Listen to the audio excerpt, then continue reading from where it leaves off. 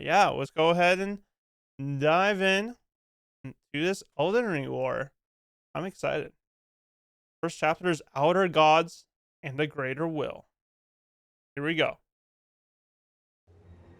Our story doesn't begin in the lands between. It begins in the cosmos, far away, with an outer god called the Greater Will.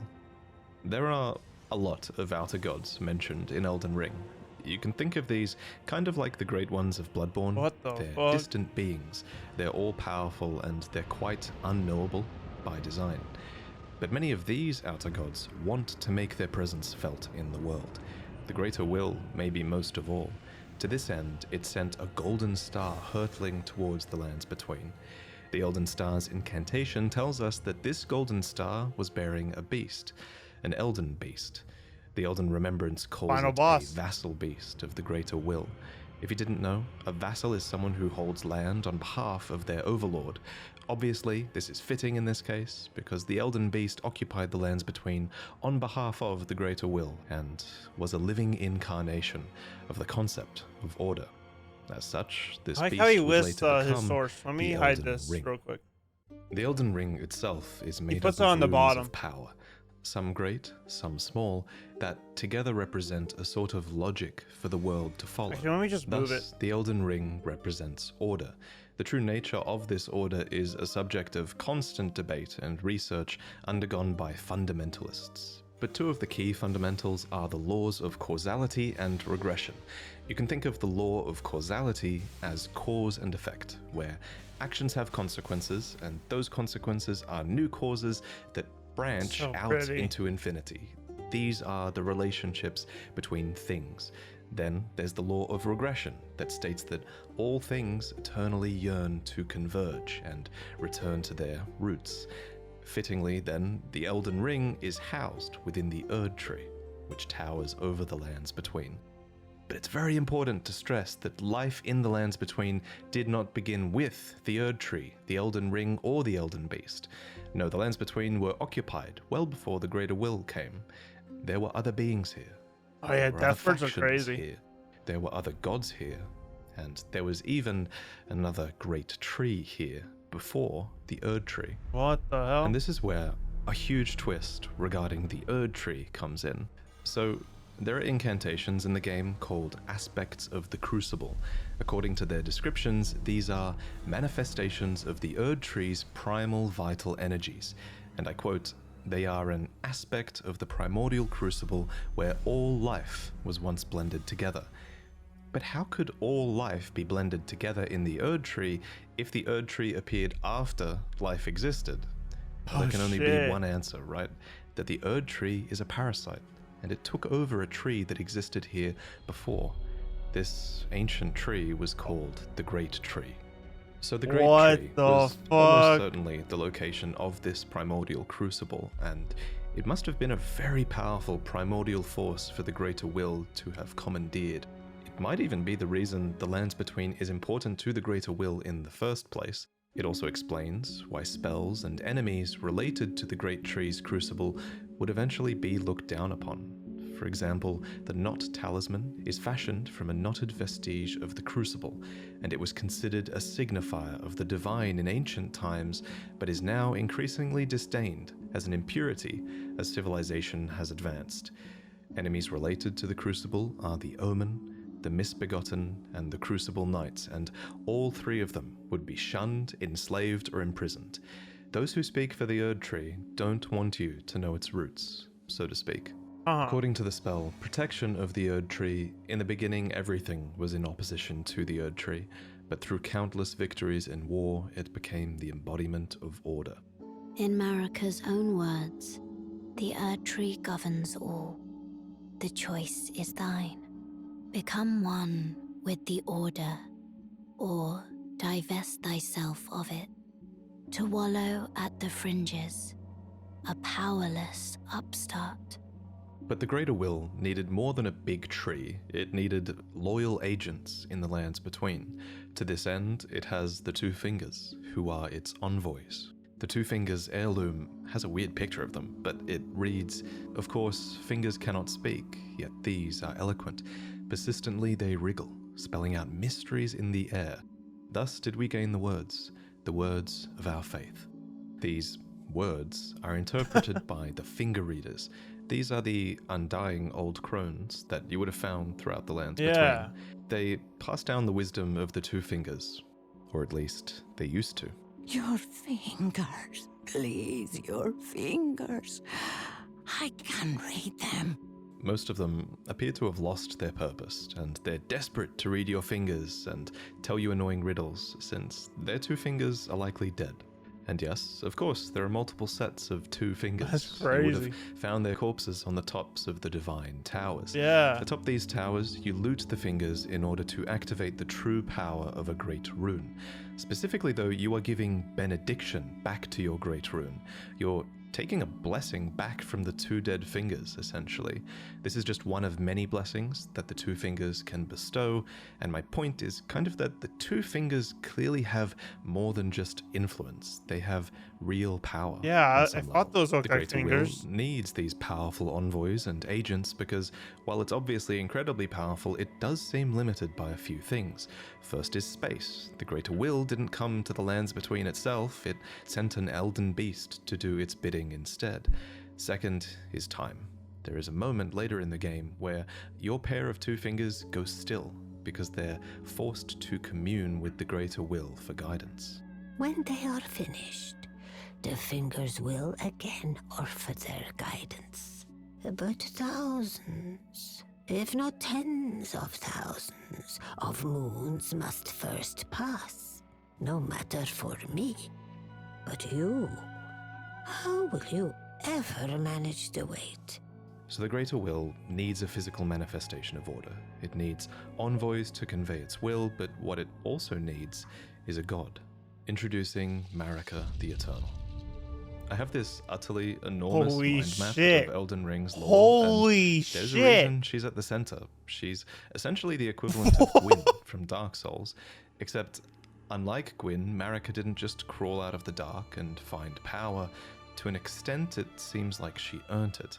We don't know much about her origins, except that she is of the Numen race, which is actually an origin that you can choose in the character selection screen. Numen come from outside the lands between, and are supposed descendants of denizens of another world, long-lived but seldom born. At some point, Marika was chosen as an Empyrean. What is an Empyrean? Well, an Empyrean is a being chosen by the fingers as a candidate for godhood. As an Empyrean, Marika received the aid of a shadow to do her bidding. So what is a shadow? Well, it's a wolf. Only a matter of time, shadowbound to yeah. its Empyrean by the two fingers. Lunar Princess Rani is another React. example of an Empyrean with a shadowbound beast. You would have met Blythe. These creatures It's are lore, the not Empyrean's very own reaction. shadow. They are completely loyal to their needs and, by definition, incapable of treachery. Marika's shadow was a beast called Malakath. Every Empyrean uses their shadow in different ways, but Marika's sole need of her shadow was as a vessel to lock away destined death. So what is destined death? Well, according to Enya, it's the rune of death. It could be a The video. rune of death I guess. goes by two names. The other is destined death. We mentioned earlier that the Elden Ring is made up of runes, and at some point, maybe when she was chosen as a god, Oh, Kef was so Marika cool. plucked the rune of death from the Elden Ring. She gave the rune of death to Malakath, her totally loyal shadow, who bore a black blade imbued with this So rune. badass. It's kind of genius, really. In a single act, she removed the concept of death from the lands between, while also commanding total Yeah, I see control the content of does death do pretty through well. her shadow, who could deliver it at her whim. Now, some of you might be asking, if death is removed from the lands between, how come I can kill this dog? First off, shame on you. Second, from a lore point of view, that dog isn't really dead. It's simply in the process of its spirit, or its soul, returning to the Erd Tree. Catacomb dungeons, for example, are specifically constructed near What the the roots of the Great fuck? Tree for this reason, so that the Erd Tree can reabsorb their That's ashes creepy. back into it. This process replaced the That's concept of a creepy. death that you were destined to have. But this random spirit outside of a The catacomb respawning dungeon is says it canon, best. apparently. As another example of this theory, when you kill a major boss, you receive a remembrance of them. These are Yeah. spirits, and they are hewn into the Erd Tree. In this way, thanks to the Erd Tree's grace, their spirits are immortalized, in a sense. This new form of death also Get back explains to what's it. happening when you summon spirits. From ash and return to the Erd Tree. However, some spirits never return to the Erd Tree, and they rise within death as Oh. corpses or skeletons instead. Oh, yeah. Use the Earth Tree's call to return to live So within this death, was the sick new and the order. And it's important to stress that it was in this moment, when the rune of death was removed, when destined death was taken, this is when order became the Golden Order. The forbidden Undying Brits, what a plucked horrible from sight. the Golden Order upon its creation. Specifically, this was Marika's Golden Order. So not only did she become a god and a vessel for the Elden Ring, she became renowned as Marika the Eternal for her removal of destined death. It was a huge part of her character and her reign as well. However, Marika had more than just death to conquer. She had wars to fight, as the world was occupied by many forces that could threaten That the guy Golden sucked. Order. Dragon There was war Lord. with the Storm Lord, who likely ruled over Stormvale, and there was a war with the Giants, who were masters of a flame that could burn the Erd Tree. Oh, There was yeah. war with the Ancient Dragons, who incidentally had stones that could twist time and A thus slay a god. pseudo-sax. And finally, there was war brewing with the Carrion royalty, who had previously obeyed think it looks laws cool. which contravened the Golden I don't think I've seen it. Thus, sort of similar to how the Greater Will needed an Empyrean to enforce its will, Marika herself needed someone to wage war. So, there was to be a husband, a consort, an Elden Lord. The man chosen was Horalu, a ferocious warrior who became known as the Lord of the Battlefield. His crown was warranted with strength, and while it was for this strength that Marika married him, he was also required to take a vow to conduct himself as a lord. To suppress the ceaseless lust for battle that raged within, Horalu took the beast regent Sarosh upon his back. You'll notice this is another example of a beast being given for the purpose of serving And that's order. what holds him back, Thus, in too. this moment, he went from being Horalu, warrior, to Godfrey, the first Elden Lord, consort to Queen Marika, and a certified demigod. Godfrey and Marika had 3 demigod children together. There was Godwyn the Golden, who you saw being killed in the opening trailer, Yeah. and there were also the reviled Omen twins, Morgoth, who guards the Erd Tree, and Mohg, who became Lord of Blood. You might think that Godric was another demigod child, but he actually wasn't. Instead, he was probably descended from Godwyn. Anyway, we'll talk about the demigods more in detail in another video, so He's a subscribe for pushover. that. But for now, just know that Godfrey and his offspring were the first demigods, henceforth known as the Golden Lineage. In his wars, Godfrey led Oh, his 60... I bet. 1 sec, chat.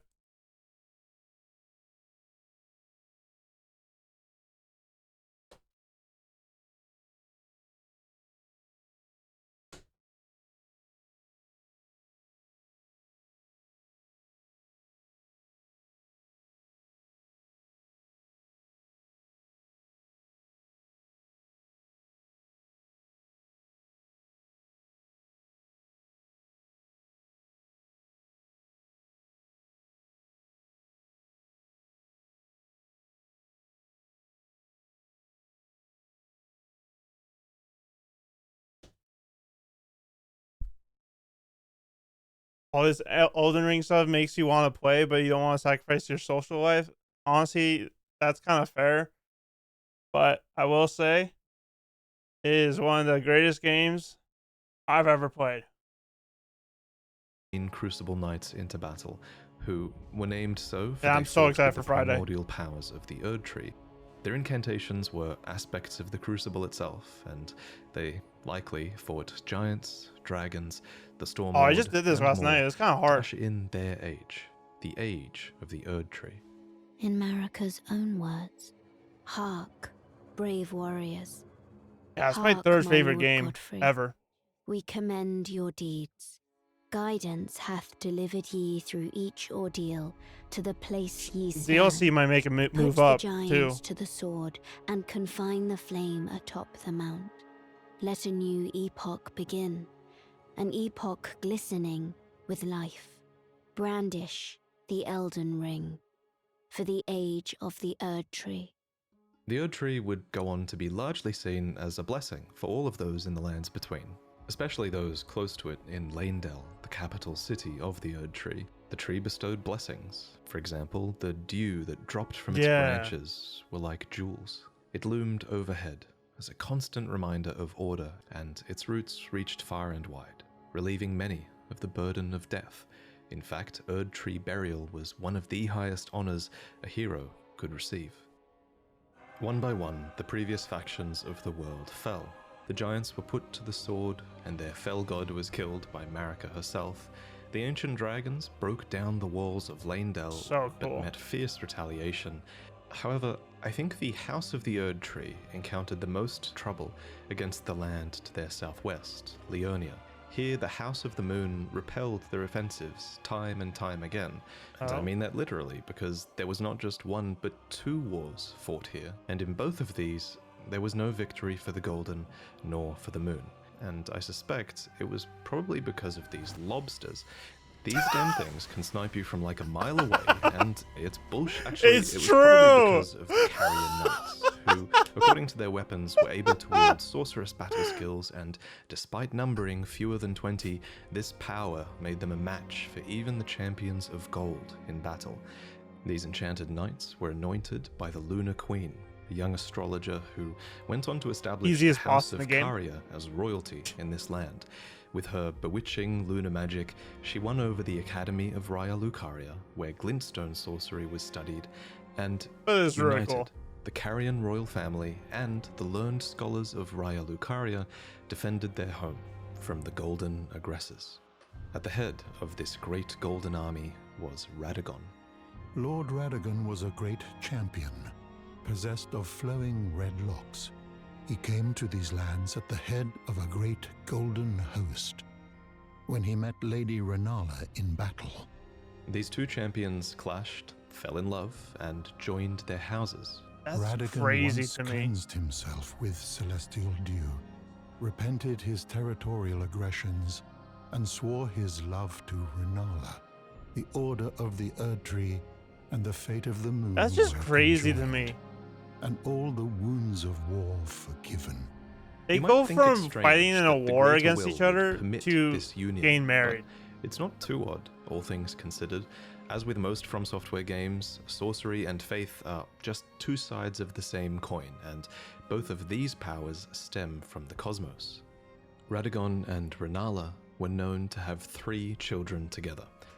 Lunar Princess Rani, who inherited her mother's propensity for lunar magic, Radahn, who took after his father Radagon and would go on to master gravitational magic, and Rykard, who pioneered new hex sorcery and would go on to feed himself to a great serpent. It follows that at some point after this, Marika began to harbor doubts about the Golden Order that she had had a hand in creating. In Marika's own words, I declare mine intent to search the depths of the Golden Order through understanding of the proper way. Our faith, our grace is increased. Those blissful early days of blind belief are long past. My comrades, why must ye falter? And it's at this point that we should talk about Marika's motivations, her character. This is surely going to be one of those huge points of debate in the coming years, but for now, my working theory is that she wanted to discover the truth behind order and the truth behind the greater will, and she believed that bonds had to be broken so that they could be better understood. She believed that there was great meaning to be found in hardship. Queen Marika has high hopes for us, that we continue to struggle unto eternity. For Lord Godfrey, his struggle ended at the end of his campaigns. According to his armor, he led the war against the giants, faced the Storm Lord alone, and then there came a moment when his last worthy enemy fell, and it was then, as the story is told, that the hue of Lord Godfrey's eyes faded. In truth, he was robbed of his grace. Then Marika sent him away. My lord, and thy warriors, I divest each of thee of thy grace. With thine eyes dimmed, ye will be driven from the lands Jesus between. Christ. Ye will wage war in a land afar, where ye will live and die. This became known as the Long March of the Tarnished, as Godfrey and his tarnished descendants walked away from the lands between. But Queen Marika absolutely had a plan here, that Oh Lord yeah, I forgot Godfrey and Godfrey's his also a descendants tarnished. would one day return stronger, having struggled outside of grace.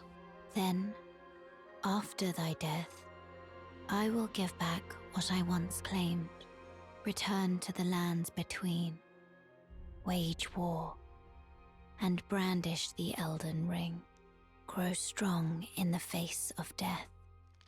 Warriors of my lord, Lord Godfrey. Soon after, she found a new husband. Either that or a new husband was found for her.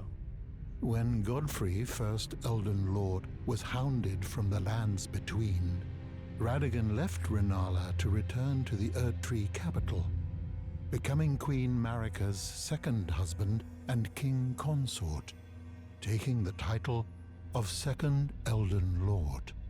The mystery endures. I'm so to this confused day because I hear they're like as the to why same Lord person. Radagon would cast Lady So how does that Rennala work? aside, and moreover, why a mere champion would be chosen for the seat of Elden Lord. Whatever the case, as a part of this union, Radagon's prior 3 children with Rennala became demigod stepchildren, granted grace thanks to their new family tree. Rennala was What a broken mess, by man. this, and so was her country, Leonia.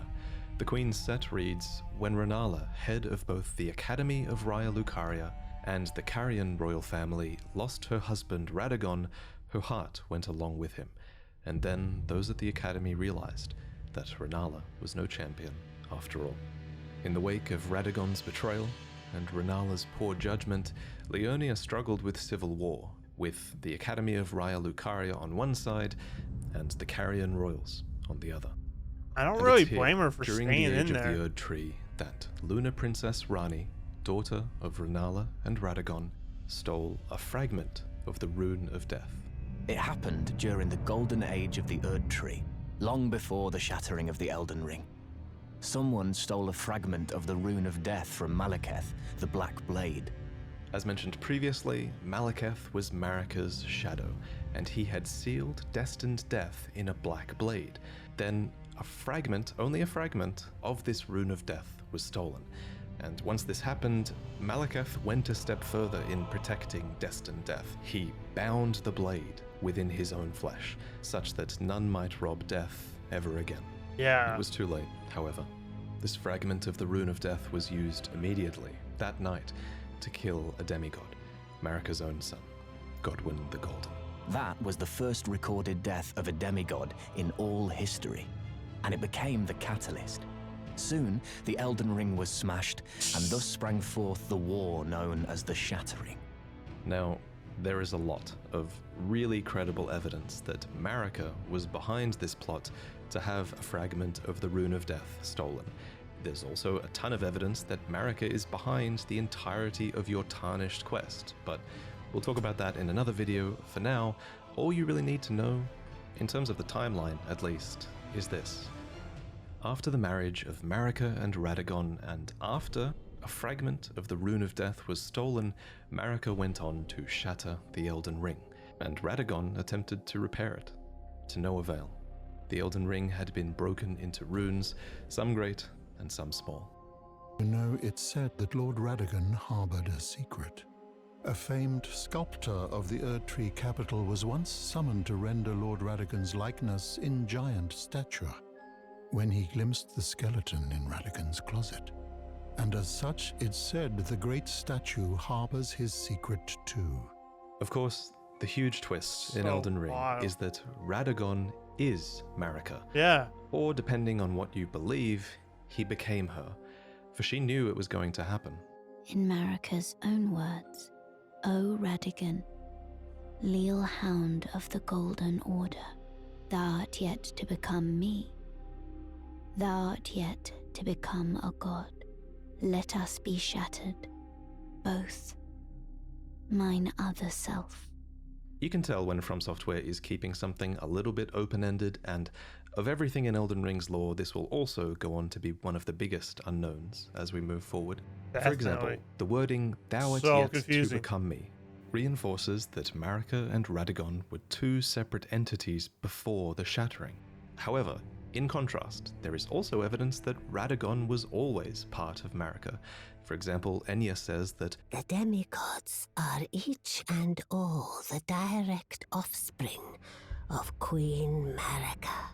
but how can this be if Radagon married Renala and had those demigod children? The only way that makes sense is if Radagon was always Marika and he just went over there to seduce Renala long ago. I'll present more concrete theories in the future, but That's on this wild. matter, the most important thing is, what do you think? While you can figure out a ton of Elden Ring's story, not all of it is open to interpretation. Certain things are, and this is one of them. And your interpretation is a big part of what makes this story special. At any rate, the union of Radagon and Marika seems to be a union of two fundamental opposing laws of the Golden Order. We mentioned these laws earlier, actually. There's the law of causality, and Marika is an agent of cause and effect. And there's the law of regression, as Radagon is a character who aspires to be complete and regress together. So I have a theory that forcing these two beings that represent these concepts together would have corrected Marika's deviance. But even so, she was imprisoned in the Erd Tree for the crime of the Shattering. Marika's trespass demanded a heavy sentence. But even in shackles, she remains a god and the vision's vessel. The conjoined Radagon and Marika even Crazy. had two demigod children of their own, Mikola and Millennia. These two children were born afflicted. Mikola was cursed with eternal childhood, and Millennia harbored a horrific rot within. Millennia was Even tough. so, these two children were both chosen as Empyreans. They were immensely sacred beings, Watch Mikola be and eligible so much to harder. inherit godhood from the Greater Will. Perhaps the Greater Will was just desperate to find a worthy successor, and indeed in the Shattering War to come, many would try to claim the shards of the Elden Ring, and they would try to take the throne, including, of course, the Tarnished, who returned from their long march at long last, which we'll talk about in the next main lore video. I should probably also mention here that if you become a patron, you'll see upcoming lore videos early, as that's one of the rewards you get if you pledge to the $3 tier. And if you think my channel really adds a lot of value to the Souls games for you to the point where you pledge $20, then in this new tier, you'll receive a new mug every 3 months that has a unique design on Oh, it that's to do with cool. the games by From Software. There are 4 to collect. The first one you'll get is inspired by Dark Souls, then Elden Ring, then Sekiro, and finally Bloodborne. And they all have fantastic art that I worked on with an amazing artist named Chu. But anyway, I Chu, figured that this is is the awesome. right place to end this video because the information here is going to be overwhelming. I bet it probably was too overwhelming, you know? It took me ages to commit these names and the relationships they had with other characters to memory, so I hope you guys are doing alright. One thing that helped me a lot was that we designed an enormous mind map with pretty much all of Elden Ring's lore. All of ridiculous. its item descriptions, all of its dialogues, Ridiculous. all of the relationships between characters that we can think of. We added all of this together and it helped a ton in learning about the story and visualizing it all. And one day I will make this asset available to you all because I think after doing it, I think this is the quintessential way to piece together the story, and I think giving you guys this asset eventually will make that accessible for people. So I'm really excited about that. I want to thank Absa and Zard for accepting the paid task of helping me put all the raw data into this mind map so that I could better understand everything. I want to thank Paragod for fulfilling all of my footage requests and creating so many cinematic scenes for this video and for you all to enjoy. And I last of all want to thank John Devlin for the incredible thumbnail.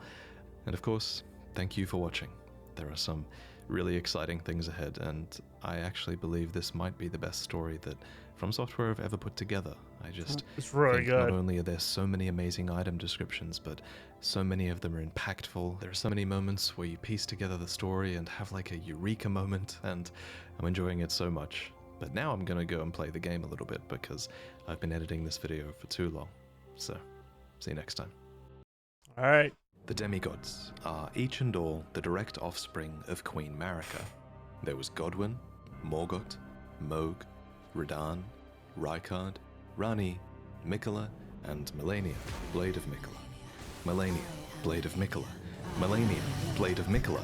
And Melania, not again. All of these demigods had fallen from grace by the time the shattering occurred. But in this video, I want to mostly talk about the origins of these characters, who these demigods were before the fall. And some of these demigods fell a long way. It's indeed. Godwyn. Before he became this unsightly mess, Godwyn the Golden was quite the heroic figure. He was born of the promising union between Lord Godfrey and Queen Marika, and he achieved great renown for his bravery in one of their wars, at He was least, like the perfect the War child of the for Ancient them. Dragons. This war began when Grandsax, a great ancient dragon, rained calamity down upon Leyndell, marking the only time in historical record that Leyndell's walls had fallen.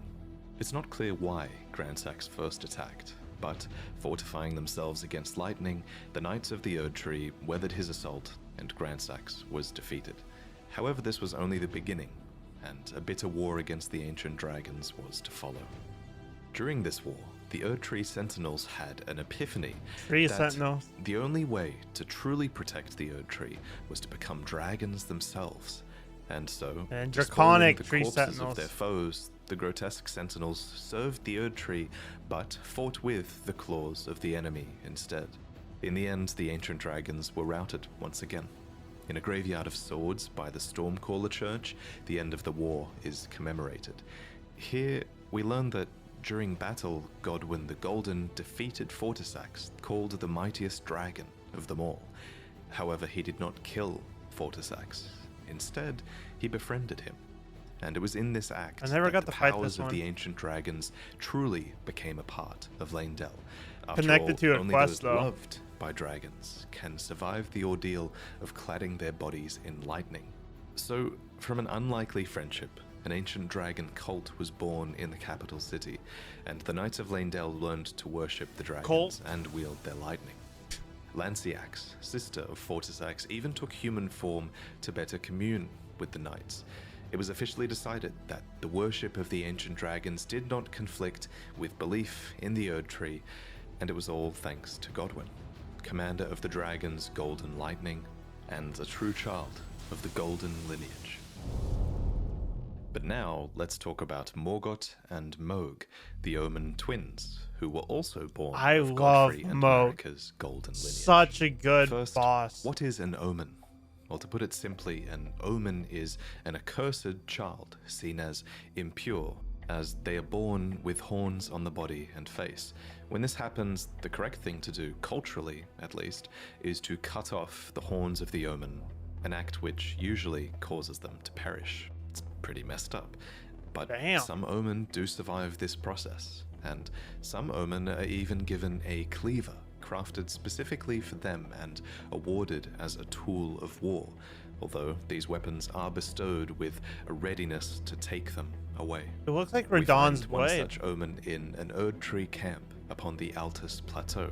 Before you fight it, you might have noticed another omen nearby, writhing in its sleep.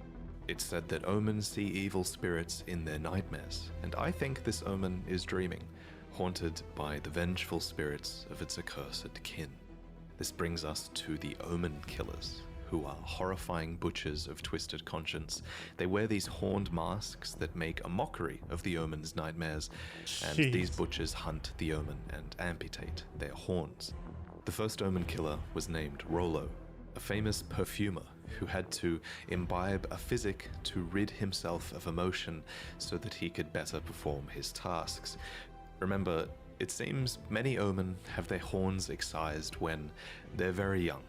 That's definitely disturbing enough to warrant an emotion-killing physic. My in my God, book. dude.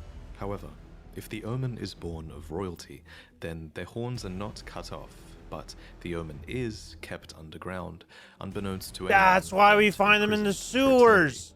By way of example, you would have seen all kinds of omen confined to the sewers beneath Oh, Leyndell.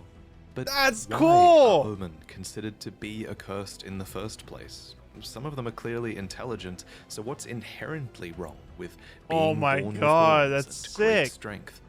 Well, it's important to remember, I think, that this curse might only really exist in the context of the Golden Order. After all, those afflicted with omen horns are not able to return to the Erd Tree for rebirth, and are said to be born outside of its grace. But why does the Golden Order disavow the omen, then? Well, it's hard to say for sure, but my working theory is that it's to do with the Crucible. According to this ancient incantation, horns were once an aspect of the Erd Tree's primordial crucible, where all life was once blended together. And with the exception of a couple of Crucible nights in and around Leyndell, we know that the Golden Order has started to distance itself from most things that touch upon the Crucible.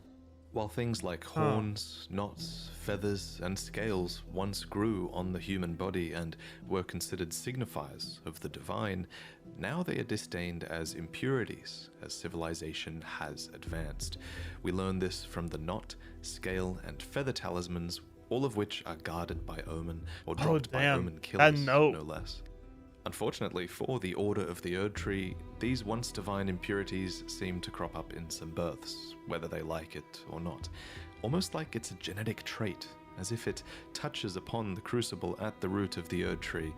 And so you have to ask, is it really a curse to be born as a graceless omen? Well, as with most curses in these games, I think that depends on your perspective. In any case, Mohg and Morgoth were omen royalty, and thus they were born into a wretched mire far below the earth, horns and all. Here they were kept under the strictest confinement. Each of them were bound with charmed shackles that were covered in roots or thorns and bathed in golden magic. Yeah. It seems very few people were supposed to know that they even existed. Morgoth, for his part, renounced and despised his accursed omen blood, but his brother Mohg embraced it. Deep underground, Mohg stood before an outer god, a being called the Formless Mother, who craves wounds, a being capable of bestowing power upon accursed blood. In this moment, Mohg's accursed blood erupted with fire, and he became besotted with the defilement that he was born into. Here, deep below the earth, he would go on to build a dynasty of blood in reverence of a mother, something it seems he never truly had. As for Morgoth, he was born into the same accursed fate as his twin brother, but despite not being blessed with grace, he loved the Erd Tree all the same, and even took it upon himself to crawl out of the sewers and become the Erd Tree's protector when the Erd Tree needed him most. In the end, he rightfully became the Omen King and Lord of Leyndell. Omen or not, he was, after all, born of Godfrey and Marika's golden lineage. Of course, the marriage between Godfrey and Marika would be ended, and before long, Marika remarried with another man, a champion named Radagon, who Marika calls her other half. He became second Elden Lord and the king consort, but he also brought with him 3 children from a previous marriage that he had had with a Carian queen named Renala. These children were Rani, Rykard, and Radahn, and they all became demigod stepchildren after Radagon's reunion with Queen Marika. Possessed of his father's flaming red hair, Radahn was fond of its heroic implications and considered himself to be born of a great champion. Yet he also looked up to another man, Godfrey, the first Elden Lord, Queen Marika's first husband and the Lord of the Battlefield. But Radahn wasn't just the son of Radagon and an aspiring Lord of the Battlefield, he was also the son of Renala, who was head of the Academy of Raya Lucaria and Queen of Caria. Such a good boss, so, too. as a Carian royal, inclined towards sorcery, Radahn bent his will towards mastering gravitational magics. Rock sling, gravity well, collapsing stars. These techniques were taught to him in Celia, the town of sorcery, all so he would never have to abandon his beloved but scrawny steed. That said, before long, his powers would be put towards a more cosmic purpose than simply allowing him to ride his own horse. Radahn was taught gravitational magic by an Alabaster Lord, a member of a race of ancients with skin of stone who was said to have risen to life when a meteor struck long ago. And when his lessons were complete, Radahn uttered these chilling words. Thank you for your tutelage. For now, I can challenge the stars. And of course, he did conquer the stars, and the very Yeah. constellations would be halted by his strength. But of course, you kind of have to ask, why? Why was it necessary to conquer the stars in the first place? Well, I have Yeah. a couple of theories. Theory one is that it was done in self-defense. After all, according to the sword gravestone, Radahn was protecting Celia. What's more, gravitational magic has destructive power, and many gravitational beasts are proof of that destructive power. A being named Astel had even come down to the lands between in the past and destroyed a place called the Eternal City. What's more, Celians are descendants of the Eternal, Welcome positioned in. right above the Eternal City underground, so there is an argument to be made for Radahn purely defending Celia for some reason here. But it's possible for Radahn to have fought in this conflict and to have made the first move as well, so this is theory 2, that Radahn conquered the stars as a preventative measure in service to the greater will. According to a set of astrologer items, the night sky cradles fate. There's even a banished sect of people called the Nox, who I remember live deep them. below the earth in eternal anticipation of the coming age of stars and their Lord of Night. Long ago, these people invoked the ire of the greater will, so it would make sense that those in service to the greater will might have sought to arrest the stars and put an end to this fate. What's more, Radahn was just a huge fanboy of Godfrey, and he seems to have more loyalty to the Erd Tree than to the moon. Finally, the telescope item description says that the fate once writ in the night skies had been fettered by the Golden Order, so surely this is referencing Radahn's actions, and it levels the blame at the Golden Order. But putting Radahn's motivations aside, it's a fact that the stars were held back, and that this had great consequences for many, especially for the rest of his Carian royal family. Let me explain. The fate of the Carian royal family is guided by the stars, as is the fate of Lady Rani, first heir I in never the got to meet Carian that guy. I royal wonder where he line. is. But General Radahn is the conqueror of the stars, who stood up to the swirling constellations, halting their movement in a smashing victory. And so, if General Radahn were defeated, the stars would once again resume their movement, as would Lady Rani's destiny. Lunar Princess Rani was the daughter of Radagon and Renala, and sister to Radahn. Interestingly, if you look at her true body So atop crazy. the Divine Tower, it looks like she might have also inherited the red hair of Radagon. Oh, Cool detail. yeah. But unlike her brother, Radahn, she quite clearly took after her mother more, who was Renala, head of the Carian royal family. The House of Caria has this storied history, one that seems to go way back to the astrologers. Yeah, that In the area was Carian super Manor, cool. we find one of their treasures, the Sword of Night and Flame. It reads, astrologers who preceded the sorcerers established themselves in mountaintops that nearly touched the sky and considered the fire giants their neighbors.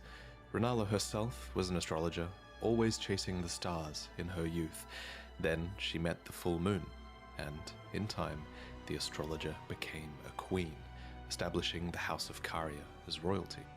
Caria appears to have a matriarchal hierarchy, with multiple princesses and Carian knights that serve as their retainers. Now, however, there is only one princess, Rani, daughter of Renala.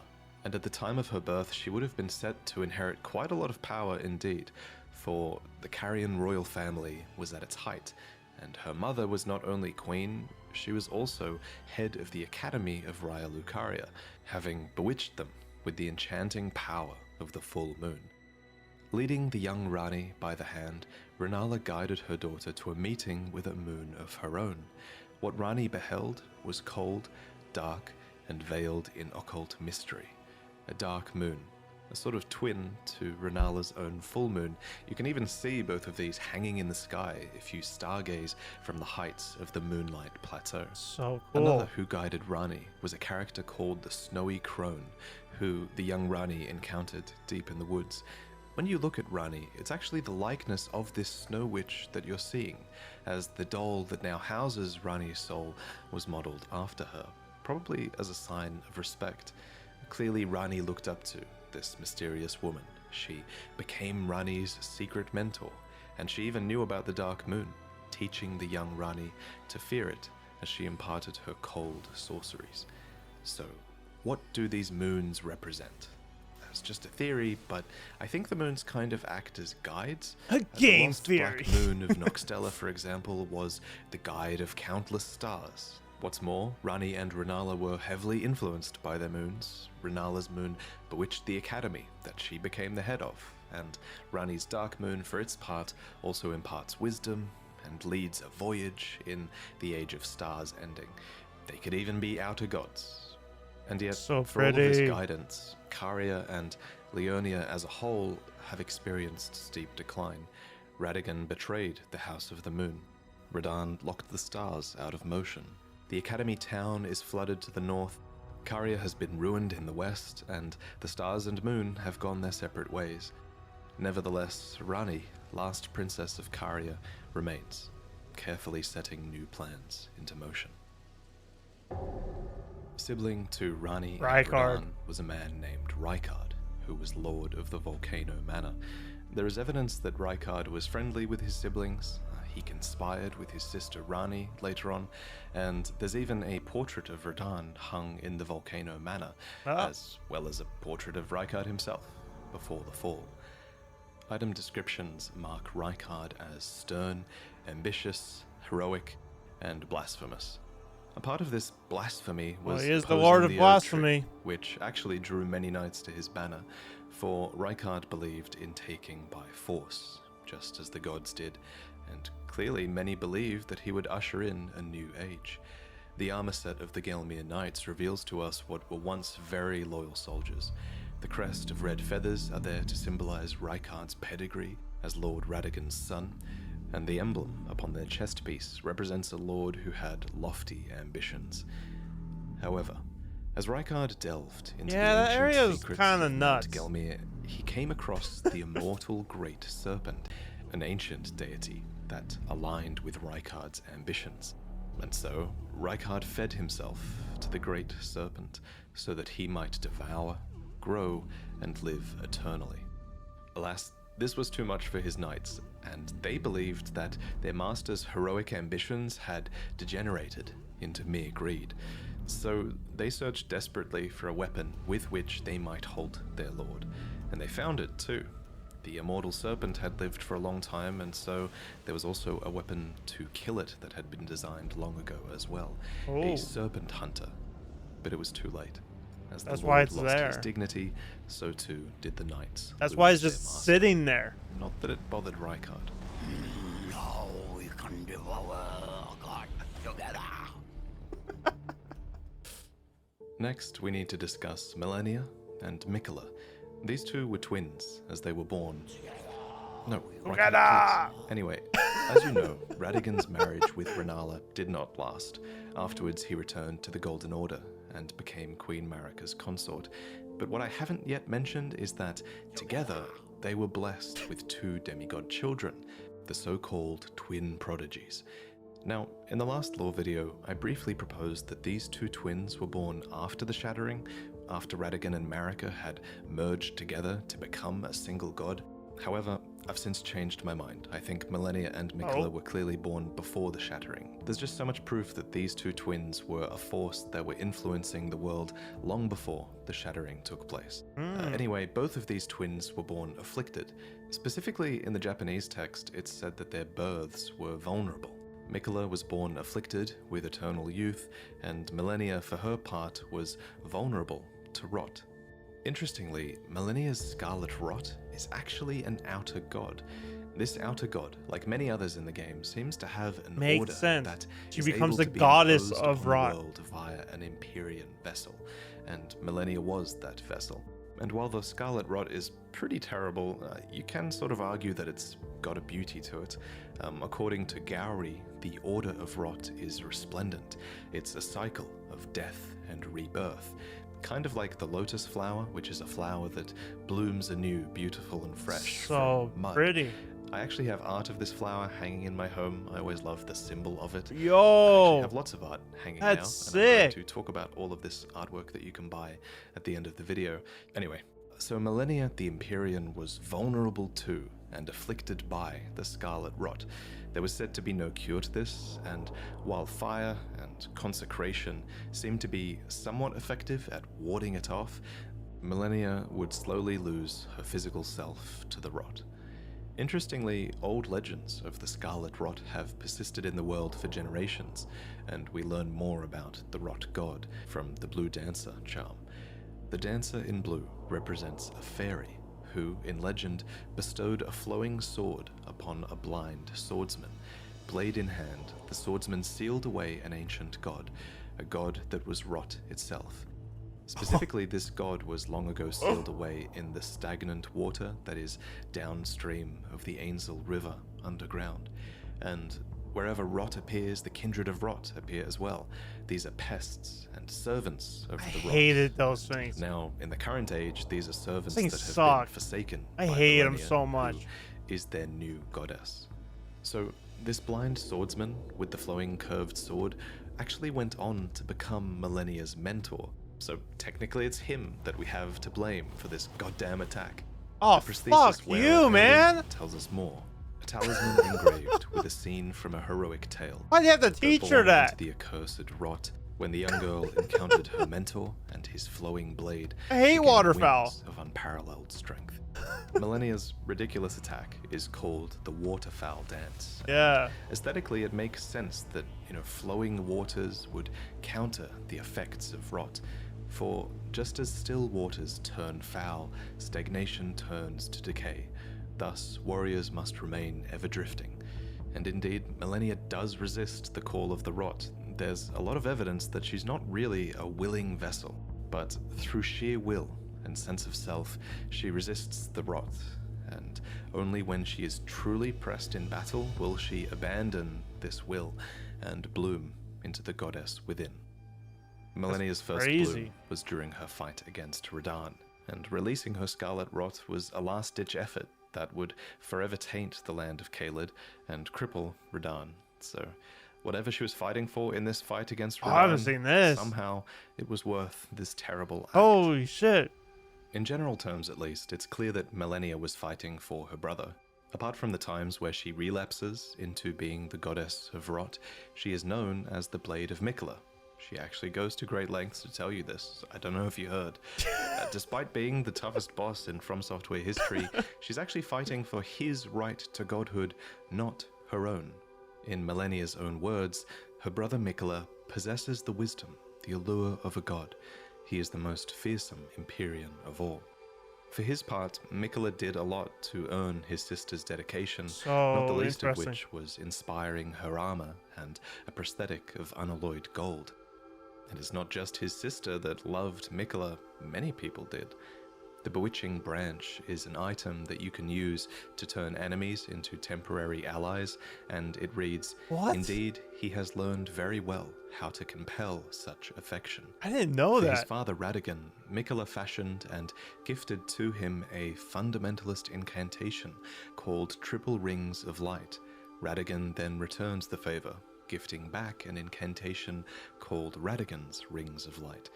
These interactions show some of Miquella's positive connections with his father and also Golden Order fundamentalism. And yet, the young Miquella abandoned fundamentalism, for it could do nothing to treat Millennia's accursed rot. This was the beginning of unalloyed gold. So, what is unalloyed gold? Well, an alloy is a composition of metals, so unalloyed gold is pure gold, essentially, with no external mixtures. This gold apparently can ward away the meddling of outer gods, and so Miquella bent a lot of his efforts towards creating an unalloyed gold needle. Specifically, this needle was crafted for his sister, to ward off the rot god and forestall the effects of the incurable rotting sickness. We see the bond between the siblings as well when we visit Miquella's Halig tree. We see a statue of a one-armed woman embracing a child, Miquella. In this place, we see the biggest example of Miquella's benevolence, the Halig tree, and the society that was built into the brace that supports it. This was a promised land, seen as a salvation to many who were shunned or persecuted, provided that they can actually find the path here, of course. And like many other Empyreans, Miquella seems to have had the will within them to create a new order, and his is an order that's somewhat modeled on the ones that came before it. The biggest thing is that the Halig tree is clearly inspired by the Erd tree. But the difference is that Miquella's Halig tree is said to be accepting of all, even those the Erd tree shuns. Miquella himself was once embedded inside of the Halig tree, and he watered it with his very own blood since it was a mere sapling. Tragically, however, he was ripped out of this womb during the shattering, and his Halig tree ultimately failed to grow into an Erd tree, becoming a misshapen husk instead. But that's the story for another day. There's also a ton of cut content to do with Miquella, and he's one of the most mysterious demigods, who I'm sure we'll learn about more later. But there is one more thing that I want to mention before I go.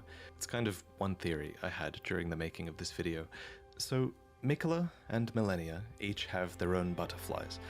Millennia's is the Aeonian butterfly, which inhabit the swamp of Aeonia and are rumored to come from the wings of the rot goddess herself. And I think it's fair to say that Miquella's butterfly is the nascent butterfly, which appears as if it's just emerged from its cocoon for its entire life. This is a reference to Miquella's eternal youth and his cocoon in the Halig tree. But there is, of course, a third butterfly, right? There's the smoldering butterfly. It's said to be an eternally burning butterfly that serves as kindling. Now bear with me, but it's my theory that this butterfly is a reference to Melina, who the Blade of Calling calls the kindling maiden and the one who walks alongside flame. This might suggest that Melina is a sibling to Millennia and Miquella. Again, that's just a theory, but what I really want to talk about here is that, at the very least, Melina is almost certainly the daughter of Marika. We learned this a long time ago from looking at her name in the game's files, and we can further infer it from her dialogue, as she has a few lines that refer to mothers and one that says that she was born inside the Erd tree. So, her being the daughter of Marika is also just a theory, but this one is much more concrete than the butterfly one. Although the reason I like the butterfly theory is that it gives us a hint as to who Melina's parents might have been. Her parents would have been Radagon and Marika, which is to say Marika herself alone, I guess, because Radagon is Marika. Yeah. Honestly, Melina as a character has only become more mysterious since the game was released, and I'm really only scratching the surface with this theory. But speaking of times before Elden Ring was released, back then, a long time ago, I commissioned this piece from a renowned artist named Marco, and now I'm so excited to reveal it for the first time. This storybook scene is heavily inspired by the early looks we had at Elden Ring, with a red-haired protagonist, spirit companions, a mount that looks like Yakul, a bit like Torrent, and a few other hidden details in the piece. This piece and all of my other prints are now available over at Spring, where you can actually buy them fully framed and ready to hang. They actually ship with a beautiful frame. The frame itself is a nice black satin finish, and you can even opt for a white border around the print, which I think looks really classy in certain cases. I think these posters are a cool way to support the channel and artists, and for you to actually get something in return that will make your room look better. So check out my prints if you're interested. It's really cool. And thank you for watching. I'll see you next time. We got anything else?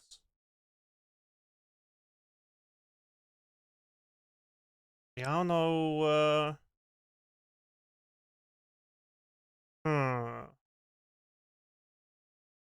New Lore of the Serpent came out a couple days ago.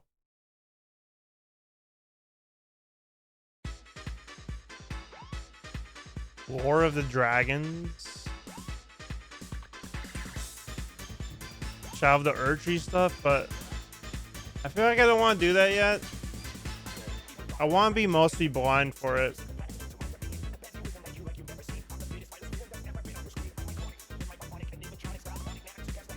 Because of Elden Ring, I wasn't blind. I new to bosses.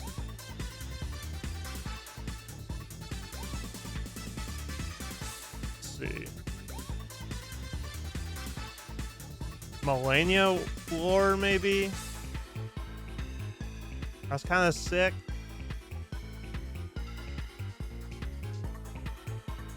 The War of Mekoa.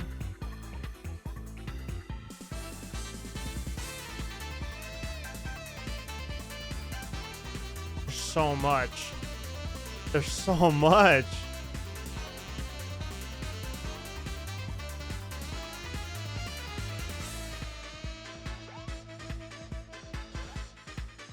Okay, this is like all the other bosses.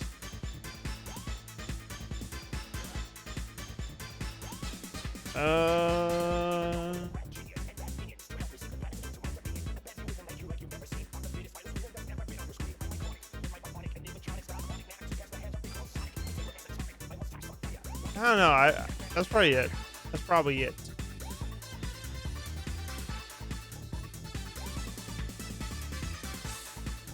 One hour?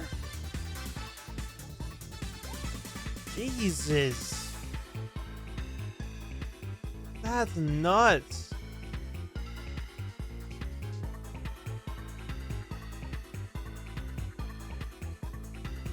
Yeah, I might be checking out his channel more eventually. Also, I gotta move this thing back down. Whoops. There we go. Alright. Let me get Elden Ring ready. I'm craving it now.